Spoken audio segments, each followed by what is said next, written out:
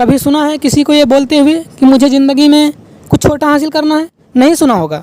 हर किसी को तुमने यही बोलते सुना होगा कि मुझे ज़िंदगी में कुछ बड़ा हासिल करना है। शायद तुम्हें भी कुछ बड़ा हासिल करना होगा। लेकिन सवाल ये नहीं है मेरे दोस्त कि तुम्हें हासिल क्या करना है, तुम्हारी मंजिल तुम्हारी बड़ी है या छोटी है, तुम्हारा लक्ष्य बड़ा है या छोटा है। अभी तो तुमने पहली सीढ़ी चढ़ी है दोस्तों, लेकिन कम से कम तुमने अपने मन में ये सोचा तो सही कि तुम्हें कुछ हासिल करना है। कम से कम इसी सोच की वजह से तुम कुछ कोशिश तो करोगे। तुमसे ज़्यादा गिरे हुए तो वो लोग हैं जिन्होंने आज तक यही नहीं सोचा कि उन्हें कुछ हासिल भी करना है। बड़े और छोटे का सवाल तो अभी शुरू ही नहीं हुआ, लेकिन ये तो केवल पहली सीढ़ी है मेरे दोस्त। सोचने से कहाँ मिलते हैं तमन्नाओं के शहर, ये शायरी आपने ज़रूर सुनी होगी।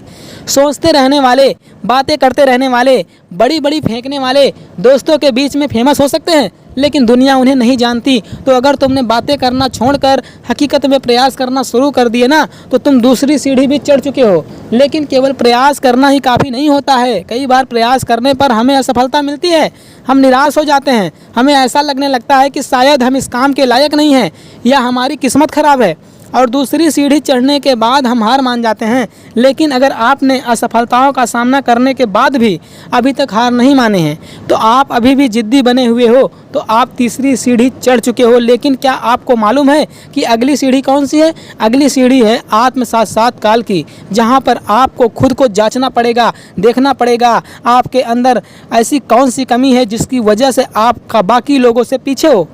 उसके बाद आपको उन कमियों के ऊपर काम करना पड़ेगा, खुद को और ज़्यादा बेहतर बनाना पड़ेगा। और अगर आप ये काम लगातार करते आ रहे हो, खुद को बेहतर बनाते जा रहे हो, तो आप चौथी सीढ़ी भी चढ़ चुके हो। लेकिन अधिकतर लोग चौथी सीढ़ी तक पहुंचने से पहले ही नाकामयाब हो जाते हैं। लेकिन अब अगला कदम बढ़ाने वाले हो पांचवी सीढ़ी की तरफ, जो है प्रेम की सीढ़ी। आपने कई बार कृष्ण भक्तों को ये बोलते हुए सुना होगा कि उन्हें भगवान श्री कृष्ण से प्रेम है, चाहे वह भक्त स्त्री हो या पुरुष।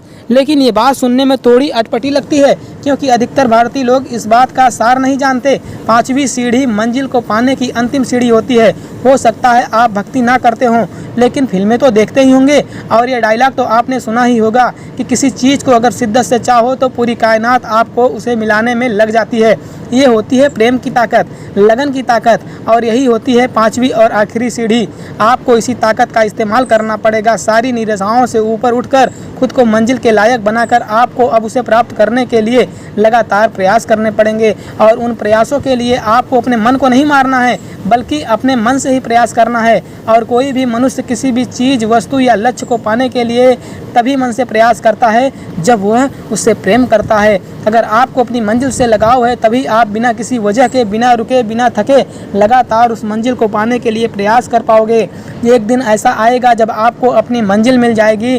दोस्तों, इसी बात को और ज़्यादा खींचने की ज़रूरत नहीं। जो लोग समझदार होंगे समझ गए होंगे कि मैं क्या कहना चाहता हूँ। अगर आपको अभी तक ये बात समझ में नहीं आई होगी तो इस वीडियो को दोबारा देखना, इन बातों को समझने की कोशिश करना। अगर आप ये 5 सीढ़ियाँ चढ़ गए, इन बातों को समझ गए, तो फिर आपको किसी और वीडियो को देखने की ज़रूरत नहीं पड़ेगी। तुम जिस मंजिल को पाना चाहोगे वो मंजिल तुम्हारे कदमों में होगी मेरे